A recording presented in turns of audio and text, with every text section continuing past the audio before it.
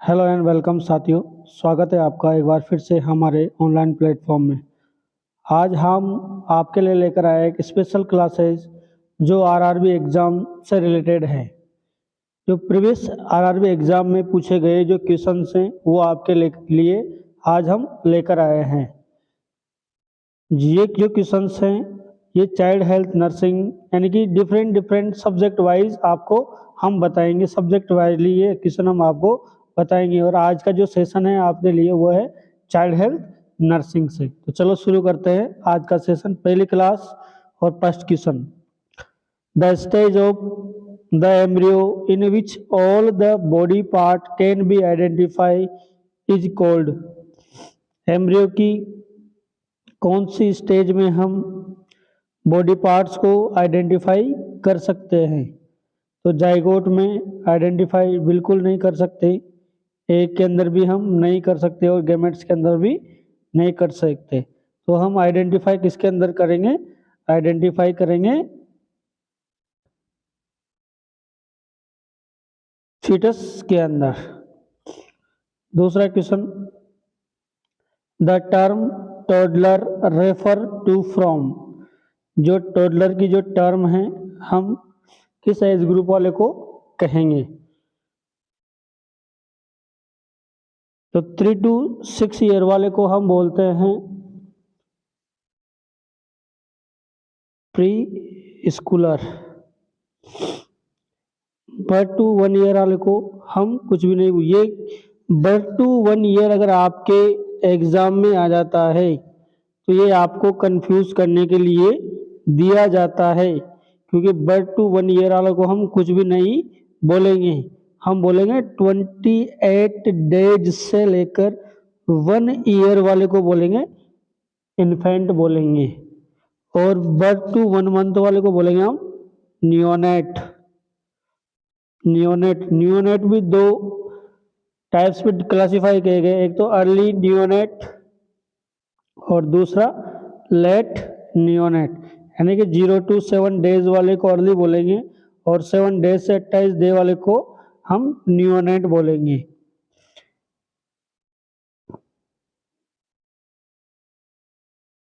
तो आपके क्वेश्चन में पूछा गया है कि टोडलर हम किसको बोलेंगे? तो टोडलर बोलेंगे 1 से 3 साल वाले को।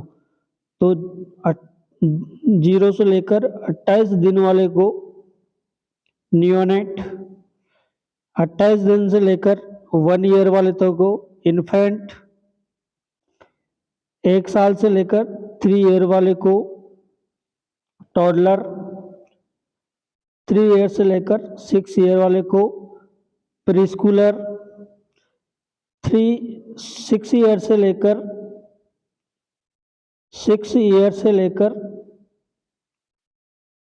12 ईयर वाले को हम बोलेंगे स्कूल एज, और 11 से लेकर 19 ईयर वाले को हम बोलेंगे एडोलसेंट्स। तो ये क्वेश्चन आपका क्लियर हो गया। Next question, what is the normal length of neonate body at birth? Neonate body की जो लेंथ होती है वो कितनी होती है? एक नियोनेट है जो पैदा हुआ, तो आपकी जो नियोनेट जो बर्थ हुआ उसकी आपको हमें लेंथ बतानी है। तो नॉर्मल लेंथ कितनी होती है? एट बर्थ की बात करें हम, तो एट बर्थ जब हम न्यूबॉर्न बेबी की जो लेंथ है वो नापते हैं तो वो हमारे पास आएगी 45 to 55 सेंटीमीटर, और एवरेज में हम क्या बोलेंगे? 50 सेंटीमीटर बोलेंगे। तो हमारे ऑप्शन में 50 सेंटीमीटर अगर दिया हुआ है तो आंसर क्या है? राइट है। तो यहाँ क्या है? 50 सेंटीमीटर लेंथ है। बेबी की लेंथ कैसे बढ़ती है बात करें तो फर्स्ट के 6 मंथ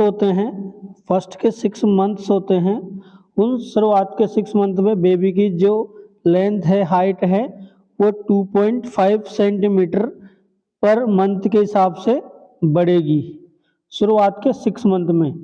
फिर नेक्स्ट के जो 6 मंथ हैं, नेक्स्ट के 6 मंथ में 1.25 सेंटीमीटर पर मंथ के हिसाब से बढ़ेगी।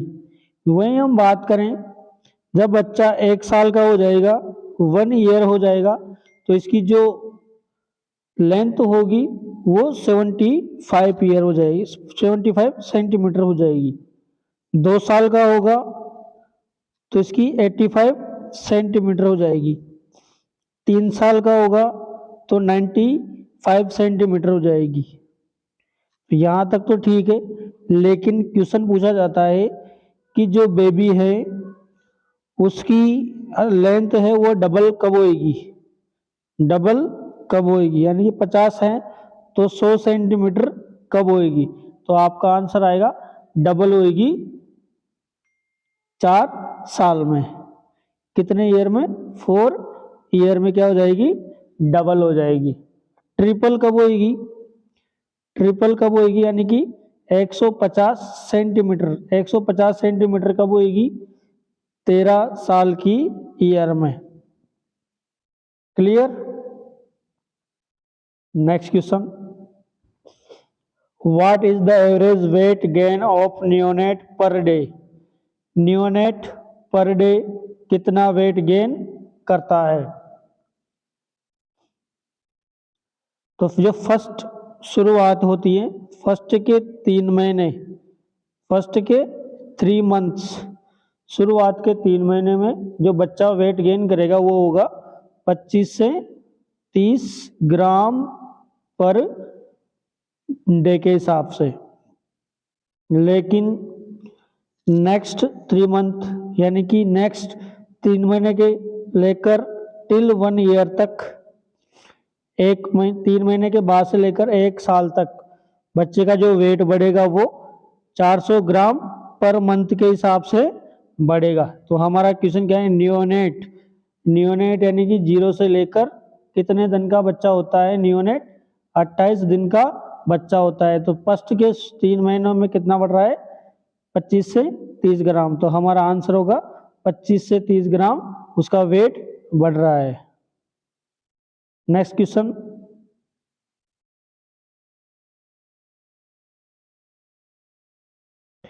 Infant usually double their birth weight by the age of. कौन सी एज में बच्चे का वेट डबल होगा। नॉर्मली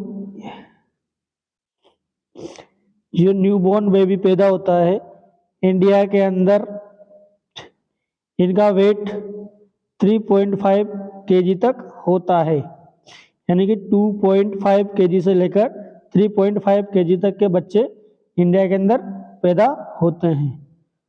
अगर मान लो बात करें हम इसके डबल वेट की, तो डबल कब होएगा, डबल कब होएगा 5 to डबल कब होएगा 5 to 6 मंथ में। ट्रिपल कब होएगा 1 ईयर में। 4 गुना कब होएगा 4 times 2 ईयर में। 5 गुना कब होएगा 5 times 3 ईयर में। और 10 गुना कब होएगा 10 ईयर में। तो हमारा क्वेश्चन क्या है कि डबल कब होएगा, तो डबल होएगा 5 to 6 मंथ में। Next question, a neonate weight less than 2500 gram at birth irrespective of gestational age is referred as। एक बच्चा है, जो बच्चा 250 से भी कम वेट के साथ पैदा होता है, तो इस कंडीशन को हम क्या कहेंगे। तो जो बच्चा इस वेट के साथ पैदा होता है उस कंडीशन को हम कहेंगे LBW। क्या कहेंगे, LBW। तो यानी कि 250 ग्राम यानी कि 2.5 केजी के साथ कम बच्चा पैदा होता है, यानी कि 2500 ग्राम से भी जो बच्चा कम पैदा हुआ है उसको हम क्या बोलेंगे, LBW बोलेंगे। ऐसा बच्चा जो 1500 ग्राम से भी कम पैदा हुआ है, 1500 ग्राम से भी कम पैदा हुआ है, उसको बोलेंगे वेरी LBW, यानी कि very low birth weight baby. या ऐसा बच्चा जो 1000 ग्राम से भी कम पैदा हुआ है, उसको बोलेंगे extremely low birth weight baby. तो हमारा क्वेश्चन क्या है कि ऐसा बच्चा जो 2500 ग्राम से भी कम पैदा हुआ है, उस कंडीशन को हम कहेंगे LBW। अगर मान लो यही आपसे 1500 ग्राम पूछ लेता है तो वेरी लो बर्थ बेबी, और वही आपसे 1000 कम पूछ लेता है तो extremely low birth weight baby. Next question,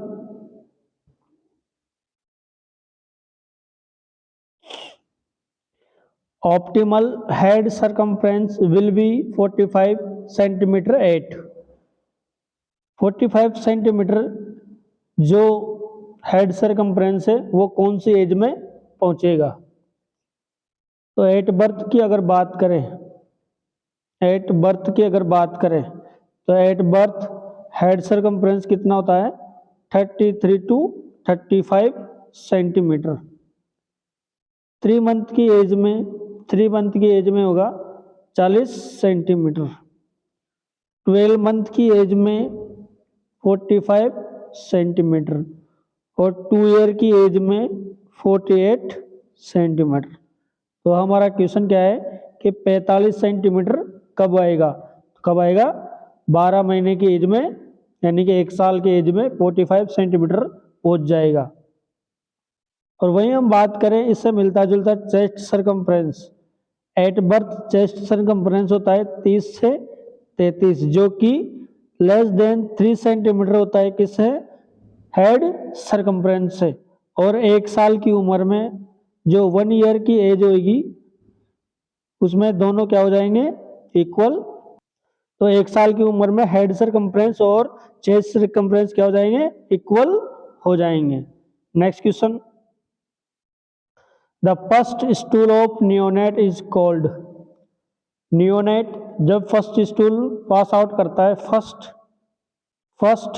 24 hours में, तो उस स्टूल को हम क्या बोलते हैं? तो जैसे फर्स्ट स्टूल पास आउट करेगा उसको हम बोलेंगे मिकोनियम। क्या बोलेंगे?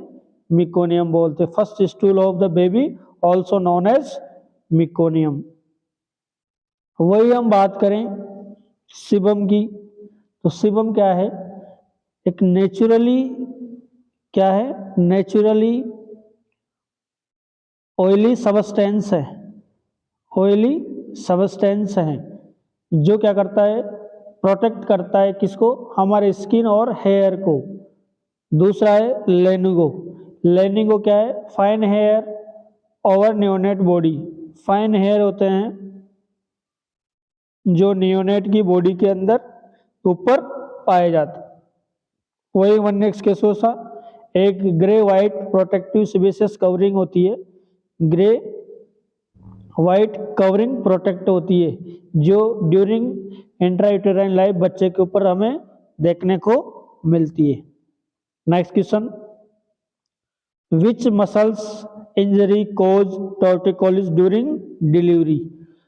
जब भी बच्चे की डिलीवरी है, उस डिलीवरी के दौरान कौन सी मसल्स की इंजरी हो जाएगी जिसके कारण बच्चों में हमें टॉर्टिकोलिस देखने को मिलेगा? तो कौन सी मसल्स की इंजरी के कारण टॉर्टिकोलिस होता है? स्टेनोक्लेविडोइड मस्टर्ड मसल्स की इंजरी के कारण बच्चों में हमें क्या देखने को मिलता है? टॉर्टिकोलिस देखने को मिलता है। टॉर्टिकोलिस क्या होता है? हेड क्या हो जाता है? ट्विस्ट हो जाता है वन साइड में। क्या हो जाएगा?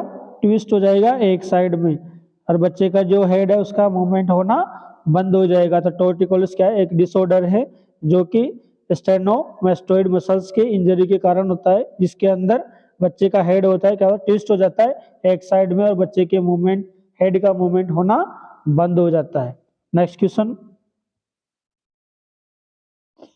which one of the following includes the immediate step in resuscitation of newborn।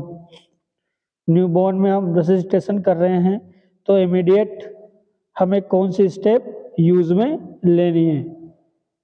Clear of the babies stomach बिल्कुल नहीं लेना है। रूटीनली गिविंग सोडियम बाइकार्बोनेट इसकी भी जरूरत नहीं है। Squeezing the chest to remove secretion from the airway इसकी भी जरूरत नहीं है। तो किसकी जरूरत है? Clear the oral and nasal mucosa. हमें सबसे पहले जब भी हम रिससिटेशन करें किसी भी पेशेंट का तो हमें क्या करना है? Clear the oral and nasal mucosa करना चाहिए। बात करें नेक्स्ट क्वेश्चन की, तो how many fontanelles are present in newborn? Newborn के अंदर कितने फॉन्टेनल्स प्रेजेंट होते हैं? पहले बात करें फॉन्टेनल्स किसको बोलते हैं? जो सूचर्स के बीच में जो वाइड गैप होता है, वाइड गैप होता है सूचर्स के बीच में, उसको हम क्या बोलते हैं? फॉन्टेनल्स बोलते हैं। तो बेसिकली तो 6 फॉन्टेनल्स होते हैं, लेकिन हम 2 के बारे में ही पढ़ते हैं। हम स्टडी कितने के बारे में करते हैं? 2 के बारे में ही करते हैं। तो कभी भी क्वेश्चन में पूछ ले कि how many fontanelles present in newborn baby, तो आपका आंसर हमेशा क्या होगा? 2 फॉन्टेनल्स पाए जाते हैं। कौन कौन से 2 फॉन्टेनल्स होते हैं? एक तो होता है एंटीरियर और दूसरा होता है पोस्टीरियर।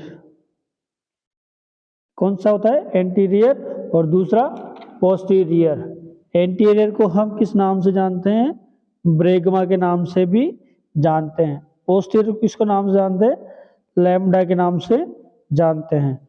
एंटीरियर जो होता है इसकी जो शेप होती है वो होती है डायमंड। क्या होती है? डायमंड शेप होती है।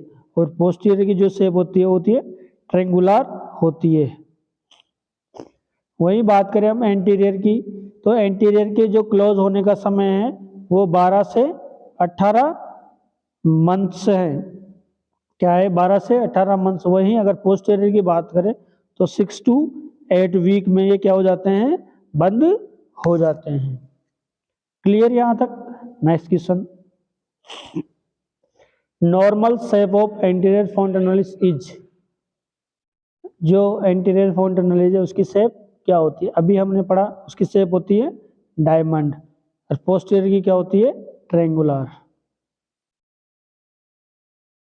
Next question, the meeting point between coronal and sagittal suture is known as. जो कोरोनल और जो सेजाइटल सूचर होते हैं उनके बीच में जो मीटिंग होती है उसको कौन सा फॉन्टेनल बोलते हैं? तो उसको हम बोलते हैं लैम्डा, यानी कि पोस्टीरियर फॉन्टेनल्स। इसके अंदर कोरोनल और सेजाइटल सूचर की क्या होती है? मीटिंग्स होती है, आपस में मिलते हैं और तो पोस्टीरियर जो फॉन्टेनल्स वो बनाते हैं। वहीं हम बात करें ब्रेगमा, तो इसके अंदर कोरोनल, फ्रंटल और सेजाइटल सूचर मिलकर ये फॉन्टेनल का निर्माण करते हैं। Next question, which one of the following is a complication of neonatal hyperbilirubinemia. Hyperbilirubinemia की मोस्ट कॉमन कॉम्प्लिकेशन क्या है?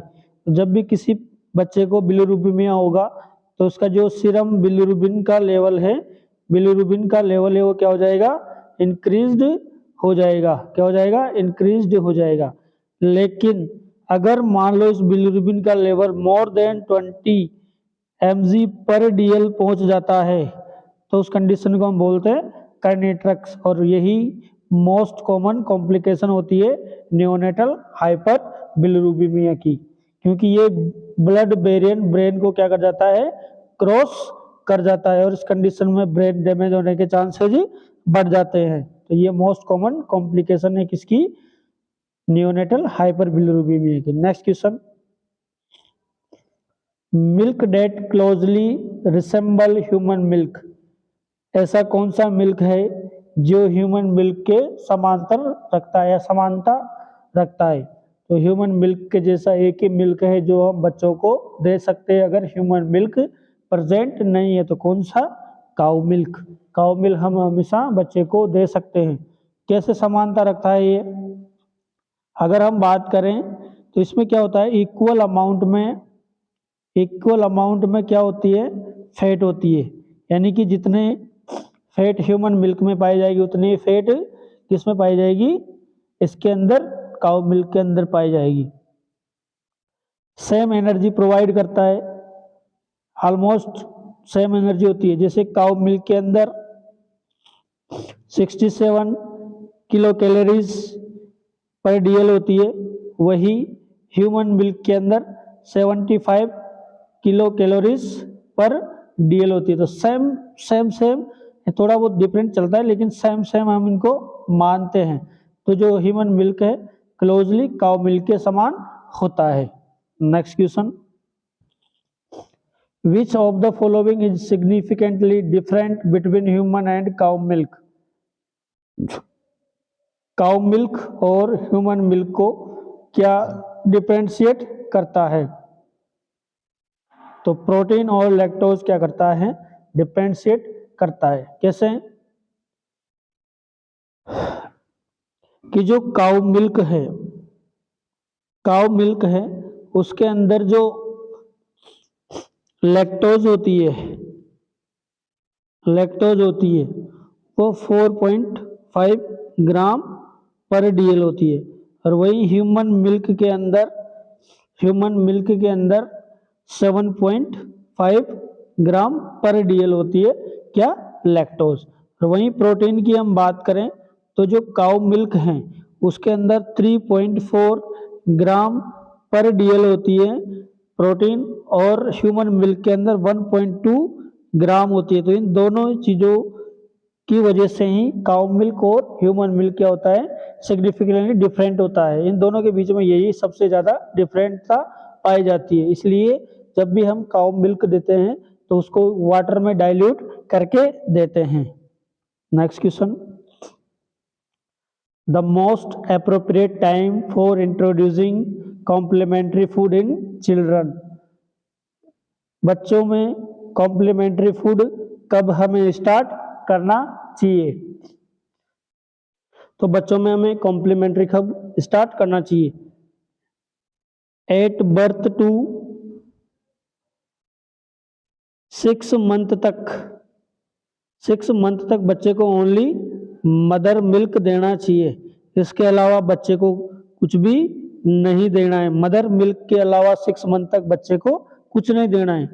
देन 6 मंथ के बाद हमें क्या करना है, आफ्टर 6 मंथ कॉम्प्लीमेंट्री जो फूड है वो स्टार्ट कर देना है। लेकिन कॉम्प्लीमेंट्री फूड के साथ साथ हमें क्या देना है, 2 ईयर तक मदर मिल्क भी देते रहना है। ऐसा नहीं कि 6 महीने के बाद मदर का जो मिल्क है, ब्रेस्ट मिल्क है, वो बंद कर दे और कॉम्प्लीमेंट्री फीडिंग उसको देने लग जाए। ऐसा हमें नहीं करना है।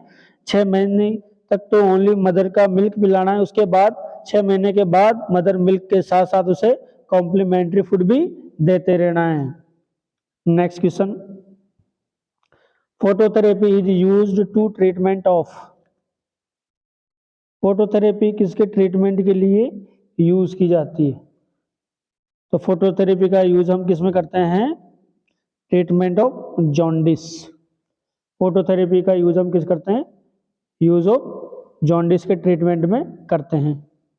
साइनोसिस, अगर किसी व्यक्ति को साइनोसिस है तो उसको हम क्या देंगे, ऑक्सीजन थेरेपी देंगे। तो ऑक्सीजन थेरेपी से साइनोसिस। एक्जिमा क्या है, एटोपिकल क्या है, डर्मेटाइटिस से, क्या है, डर्मेटाइटिस से, यानी कि इन स्किन के ऊपर होने वाला इन्फेक्शन है। तो इसको ट्रीटमेंट करने के लिए हम 1% हाइड्रोकोर्टिसोन देते हैं। क्या देते हैं, हाइड्रोकोर्टिसोन देते हैं। हाइपोथर्मिया, अगर किसी बच्चे को हाइपोथर्मिया है तो उसके लिए हम रेडिएंट वार्मर में बच्चे को रखेंगे। तो ये चारों के आंसर हमें पता चल गए। Next, the light of which colour is use to treat neonatal jaundice? जो फोटोथेरेपी हम यूज करते हैं उस फोटोथेरेपी में हम किस कलर की जो लाइट होती है वो यूज में करते हैं? बेसिकली हम 2 कलर की लाइट हम यूज करते हैं, एक तो ब्लू और दूसरी वाइट या बोथ बार दोनों को ही कंबाइंड में यूज करते हैं। तो आपका आंसर है यहाँ पर क्वेश्चन में क्या ऑप्शन दिया गया है, ब्लू। तो ब्लू लाइट हम यूज करते हैं। वही फोटोथेरेपी के बारे में कुछ बातें और जान लेते हैं। फोटोथेरेपी के बारे में कुछ बातें और जान लेते हैं कि फोटोथेरेपी कैसे काम करती है, किस टेम्परेचर में हमें फोटोथेरेपी को रखना है। तो जो फोटोथेरेपी वाला रूम है, उस रूम का जो टेम्परेचर है, टेम्परेचर ऑफ रूम, जो फोटोथेरेपी हम बच्चे को दे रहे हैं, तो उस रूम का टेम्परेचर 80 से 30 डिग्री सेल्सियस होना चाहिए। कंप्लीट बॉडी बच्चे की क्या होनी चाहिए, नेक्ड होनी चाहिए, एक्सेप्ट छोड़कर किसको, एक तो आईज और जेनाइटेलिया, जो भी जेनाइटल ऑर्गन्स है, और आईज को छोड़कर कंप्लीट बॉडी को हमें नेक्ड रखना है। जो फोटोथेरेपी सोर्स हैं वो बच्चे से 45 सेंटीमीटर अवे होना चाहिए, यानी कि जो लाइट है फोटोथेरेपी की वो बच्चे की बॉडी से लेकर 45 सेंटीमीटर दूर होनी चाहिए।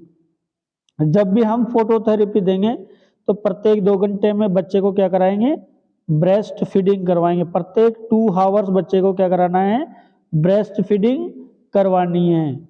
साथ में ही क्या करना है, हमें प्रत्येक 2 हावरली टेम्परेचर भी बच्चे का हमें चेक करते रहना है। तो ये कुछ बातें आपको फोटोथेरेपी से संबंधित है। नेक्स्ट क्वेश्चन है आपका, the preterm infants elbow may easily brought across the chest with no resistance. बिना किसी रेजिस्टेंस के जो बच्चे का एल्बो है वो क्रॉस कर रहा है किसको, चेस्ट को, ऐसी कंडीशन को हम क्या कहेंगे। तो ऐसी कंडीशन को हम बोलेंगे स्कार्फ टाइम। जब भी बच्चा प्री टर्म या पोस्ट टर्म या एलपीडब्ल्यू पैदा होता है तो हम उसमें स्कार्फ साइन देखते हैं, और स्कार्फ साइन में क्या करते हैं, हम इन्फेंट के जो एल्बो को क्रॉस करवाते हैं चेस्ट से लेकर। अगर किसी भी प्रकार बिना रेजिस्टेंस के क्रॉस कर जाता है तो स्कार्फ साइन है, अगर नहीं करता है तो स्कार्फ साइन नहीं है। वहीं हम बात करें टोनिक नेक रिफ्लेक्स, टोनिक नेक रिफ्लेक्स को हम बोलते हैं फेंसिंग रिफ्लेक्स। क्या बोलते हैं, फेंसिंग रिफ्लेक्स। इसमें क्या करते हैं हम, जो हेड है उसको एक साइड में घुमाते हैं, और जिस साइड में हेड को घुमाया जाता है तो उस साइड के आर्म और लेग क्या कर जाते हैं, लेग्स क्या कर जाते हैं, एक्सटेंड कर जाते हैं। और जो अपोजिट साइड के जो अपोजिट साइड्स के जो आर्म और लेग्स होते हैं वो क्या कर जाते हैं, फ्लेक्स कर जाते हैं। उसे हम क्या बोलेंगे, टोनिक नेक रिफ्लेक्स बोलेंगे। वही हम बात करें नेक्स्ट सनसेट साइन की। सनसेट साइन को हम सिटिंग साइन बोलते हैं। इसमें जो बच्चे की जो आईज होते हैं वो आईज को नीचे झुकी हुई रहती है। और ग्रेप्स साइन, जब भी हम कोई ऑब्जेक्ट बच्चे के पास में लेके जाते हैं तो बच्चा उसको क्या कर जाता है, ग्रेप्स कर लेता है, उसको पकड़ लेता है, उसे हम क्या बोलेंगे, ग्रेप्स रिफ्लेक्स बोलेंगे। Next question, trisomy 21 is otherwise called. Trisomy 21 को अदर किस नाम से जाना जाता है। 3 प्रकार की क्या होती है, ट्राइसोमीज होती है। 3 टाइप्स की क्या होती है, ट्राइसोमी होती है। कौन कौन सी होती है, एक तो होती है ट्राइसोमी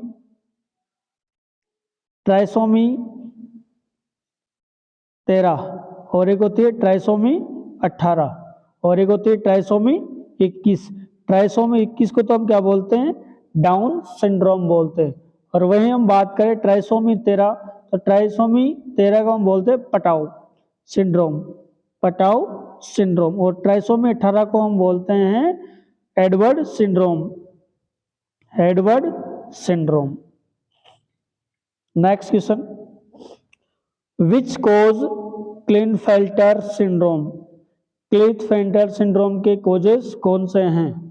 तो क्लिनफेल्टर सिंड्रोम के जो कोजेज हैं वह है क्लिनफेल्टर सिंड्रोम। क्या होता है क्लिनफेल्टर सिंड्रोम में? क्या होता है कि जो मेल पैदा होता है, जो मेल बोर्न होता है, उसके अंदर हमें क्या देखने को मिलता है?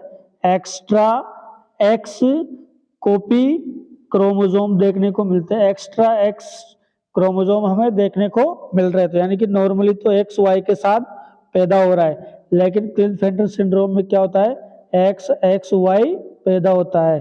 तो आपका क्वेश्चन क्या था कि विच कोजेज क्लिनफेल्टर सिंड्रोम? तो आपका आंसर है X X Y. Next question है Wermer syndrome is considered as. Wermer syndrome is considered as, किसको कंसिडर्ड करता है? तो क्या फोर्थ को करता है, क्या थर्ड को करता है, क्या सेकंड को करता है, क्या फर्स्ट को करता है? पहली बात करें हम MEN का मतलब क्या है? MEN का मतलब है multiple endocrine neoplasia. Multiple endocrine neoplasia ये क्या है? हेरिडेटरी कंडीशन है जो हमें एंडोक्राइन जो ग्लैंड्स होती है, एंडोक्राइन जो ग्लैंड होती है उसके ऊपर हमें ट्यूमर देखने को मिलती है। उस एंडोक्राइन ट्यूमर्स को हम क्या बोलते हैं? मल्टीपल एंडोक्राइन नियोप्लेजिया बोलते हैं। जैसे कि पिट्यूटरी ग्लैंड है, पैराथायरॉइड ग्लैंड है, इन ग्लैंड्स में हमें क्या देखने को मिलेगी? ट्यूमर्स देखने को मिलेगी। तो यहाँ पूछा गया है कि वर्मर सिंड्रोम इज कंसिडर्ड किसको बोलते हैं? तो जो फर्स्ट वाला है MEN फर्स्ट है, इसी को दूसरे नाम से हम जानते हैं वर्मर सिंड्रोम। जो सेकंड वाला है इसको बोलते हैं सिपल सिंड्रोम। क्या बोलते हैं? सिपल सिंड्रोम। जो थर्ड वाला है इसको बोलते हैं MEN2B। और फोर्थ टाइप का है रेयर कंडीशन से बहुत कम हमें देखने को मिलता है। तो आपका आंसर होगा Wermer syndrome considered as MEN first, यानी multiple endocrine neoplasia type first. Next question है hernia protrusion of sac like cyst of meninges filled with spinal fluid is known as. एक सिस्ट है जो प्रोट्रूज हो रही है meninges के अंदर, और उसके अंदर क्या भरा हुआ है? स्पाइनल फ्लूइड भरा हुआ है। इस कंडीशन को हम क्या कहेंगे? इस कंडीशन को हम कहेंगे मेनिंगोसील। क्या कहेंगे? मेनिंगोसील कहेंगे। Next question what information the nurse should considered while collecting the history of a child with suspected rheumatic fever। एक बच्चा है जो सस्पेक्टेड rheumatic fever है, उसकी हिस्ट्री कलेक्ट कर रही है, तो क्या इंफॉर्मेशन है आपको देखने को मिलेगी कि बच्चा क्या है? सस्पेक्टेड rheumatic fever है। तो सस्पेक्टेड rheumatic fever वाले बच्चे में आपको देखने को मिल सकता है recent episode of pharyngitis. Recent episode अगर फेरेंजाइटिस आपको देखने को मिल रहा है तो इसका मतलब क्या है कि बच्चा क्या है? रूमेटिक फीवर सस्पेक्टेड है। रूमेटिक फीवर किसके कारण होता है? ये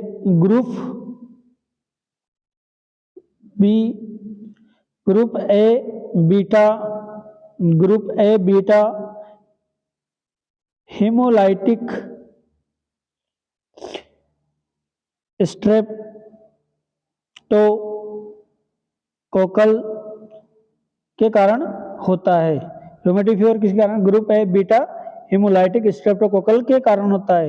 यानी कि किसी व्यक्ति को अगर फेरेंजाइटिस, टॉन्सिलाइटिस या सेलुलाइटिस का इन्फेक्शन है तो उसको रूमेटिक फीवर होने के चांसेज ज़्यादा रहेंगे, क्योंकि ये अनट्रीटेड इन्फेक्शन है जो आगे जाकर रूमेटिक फीवर में कन्वर्ट हो जाता है।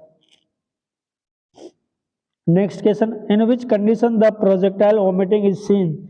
इनमें से कौन सी कंडीशन में हमें प्रोजेक्टाइल वॉमिटिंग देखने को मिलती है? तो प्रोजेक्टाइल वॉमिटिंग हमें देखने को मिलेगी पाइलोरिक स्टेनोसिस में। पाइलोरिक स्टेनोसिस में हमें प्रोजेक्टाइल वॉमिटिंग देखने को मिलती है। पाइलोरिक स्टेनोसिस क्या होता है? जो पाइलोरस होती है वो क्या हो जाती है? नैरोविंग हो जाती है। जो पाइलोरस पार्ट होता है वो क्या हो जाता है, नैरोइंग हो जाता है। उस कंडीशन में हमें क्या देखने को मिलेगी, प्रोजेक्टाइल वोमिटिंग मिलेगी, क्योंकि जो फ्लूइड है वो आगे नहीं जा पाएगा नैरो हो जाने के कारण, तो वहां पर हमें प्रोजेक्टाइल वोमिटिंग देखने को मिल सकती है। वहीं हम बात करें प्रोजेक्टाइल वोमिटिंग या फिर पाइलोरिक स्टेनोसिस में एक और सिम्टम्स हमें देखने को मिल सकता है, पेरिस्टालसिस वेव हमें देखने को, पेरिस्टाल्टिक वेव हमें देखने को मिल सकती है, पेरिस्टाल्टिक वेव हमें देखने को मिलेगी और ये विजिबल होगी। कैसे विजिबल होगी, लेफ्ट टू राइट विजिबल होती है। ये लेफ्ट टू राइट विजिबल होगी, कहाँ होगी, अक्रॉस द एपिगेस्ट्रियम, एपिगेस्ट्रियम के ऊपर आपको ये देखने को मिलेगी। यानी कि प्रोजेक्टाइल वोमिटिंग के साथ साथ हमें पेरिस्टाल्सिक वेव भी विजिबल होगी, जो left to right across the epigastrium में देखने को मिलेगी। Next question, the amount of ORS to be given after each stool for children less than 24 months, यानी कि एक 24 महीने का बच्चा है, उसको हम कितना ORS देंगे जब वो हर बार स्टूल पास आउट कर रहा है। तो वहीं हम बात करें ORS के बारे में कि जो बच्चा बर्थ से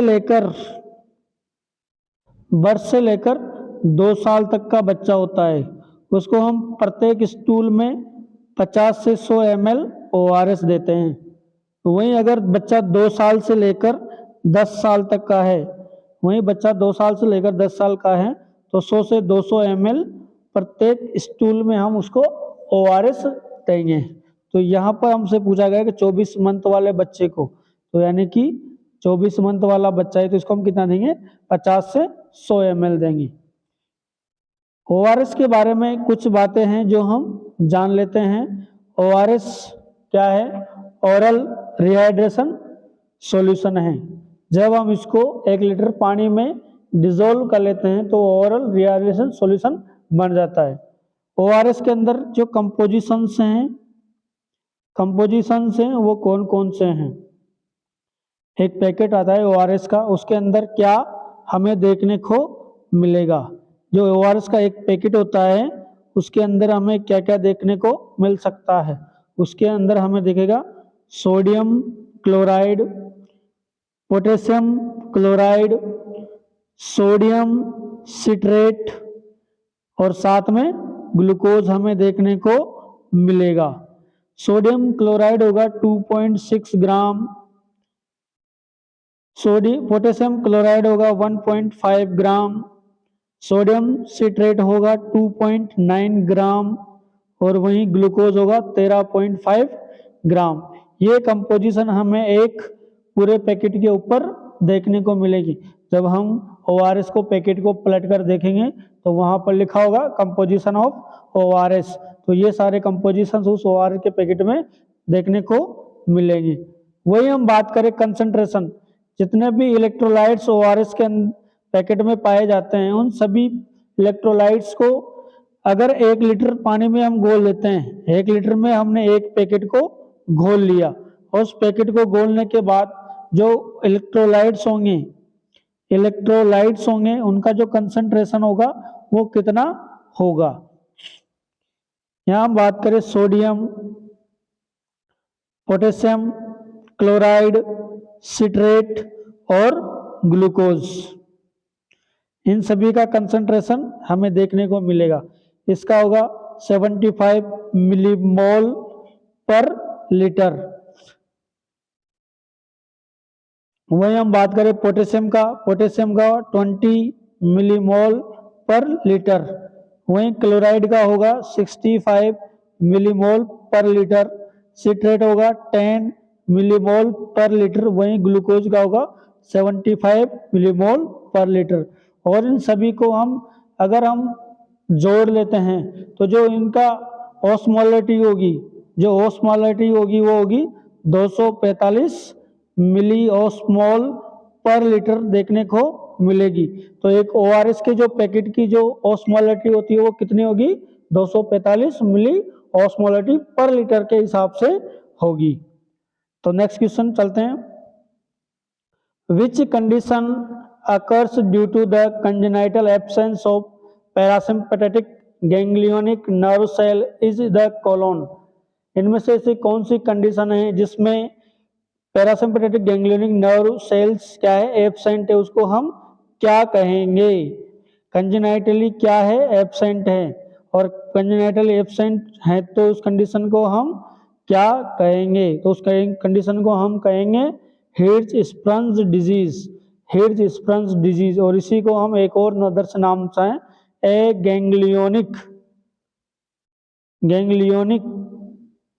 गैंग्लियोनिक मेगाकोलोन, यानी कि absence of ganglionic nerve cell, यानी कि गैंग्लियोनिक नर्व सेल क्या है, एब्सेंट है, जिसके कारण क्या हो रहा है, जो कोलोन हो रहा है वो पेरिस्टालसिस मूवमेंट नहीं कर पाता है। और पेरिस्टालसिस मूवमेंट नहीं कर पाता है तो वहां पर जो स्टूल्स है वो अब भरा हुआ रहता है, जिसके कारण कोलोन फूल जाते हैं, उसको इसलिए हम बोलते हैं मेगा कोलोन। और इसी में सबसे ज्यादा जो देखने को मिलेगा वो है क्रोनिक कॉन्स्टिपेशन। इस पेशेंट में हमें ज्यादा देखने को, कॉन्स्टिपेशन सबसे ज्यादा इस पेशेंट में देखने को मिलेगा। नेक्स्ट क्वेश्चन है, Wilms tumour affect which of the following. Wilms tumour किसको अफेक्ट करती है? तो विल्स ट्यूमर किसको अफेक्ट करेगी? किडनी को अफेक्ट करेगी। और विल्स ट्यूमर को एक और हम नाम से जानते हैं नेफ्रोब्लास्टोमा, नेफ्रोब्लास्टोमा के नाम से भी जानते हैं, नेफ्रोब्लास्टोमा के नाम से भी जानते हैं। और चाइल्डहुड में, यानी कि बच्चों में सबसे ज्यादा जो ट्यूमर होती है, बच्चों में सबसे ज्यादा जो ट्यूमर बच्चों में होती है वो कौन सी होती है? विल्स ट्यूमर होती है। यानी कि चाइल्डहुड में होने वाले मोस्ट कॉमन ट्यूमर कौन सी है? वह है विल्स ट्यूमर। यानी कि जो रीनल ट्यूमर होती है वह कौन सी है? विल्स ट्यूमर है। वही नेक्स्ट क्वेश्चन की बात करें हम, bed wetting by a child at the age of 5 year is refers as. यानी कि 5 साल की उम्र के बाद भी बच्चा क्या कर रहा है? बेड को गीला कर रहा है एट नाइट टाइम। इस कंडीशन को हम क्या कहेंगे? तो इस कंडीशन को हम कहेंगे एन्यूरेसिस। इस कंडीशन को हम क्या कहेंगे? एन्यूरेसिस। वहीं इससे मिलती जुलती है एनकोप्रेसिस। एनकोप्रेसिस क्या है? बच्चा स्टूल क्या कर रहा है? स्टूल पास आउट कर रहा है। क्या कर रहा है? स्टूल पास आउट कर रहा है। किसके ऊपर? क्लॉथ्स में। वो स्कूल गया, उसने जब उम्र क्या हो गई बच्चे की? 5 साल से ज्यादा हो गई, और 5 साल के बाद वो रिपीटेडली स्टूल पास आउट हो रहा है क्लॉथ्स के ऊपर। स्कूल गया वहां पे कर दिया, कहीं खेलने गया वहां पे कर दिया। तो एनकोप्रेसिस का मतलब स्टूल पास आउट करना। हेमेसिस बार बार वोमिटिंग करना। हेमेसिस का मतलब होता है वोमिटिंग। तो दोस्तों आज के लिए आपके लिए इतना ही, फिर अगली क्लास में आपके लिए लेकर आए और बहुत सारे क्वेश्चन जो आरआरबी एग्जाम में पूछे गए हैं। तो दोस्तों आपको क्लास कैसी लगी? लाइक करें, कमेंट करें और शेयर करें, और हमें आपके कमेंट्स के माध्यम से बताएं कि हमारी क्लासेज कैसी बन रही है। तो आज के लिए इतना ही, मिलते हैं फिर अगली क्लास में। Thank you so much.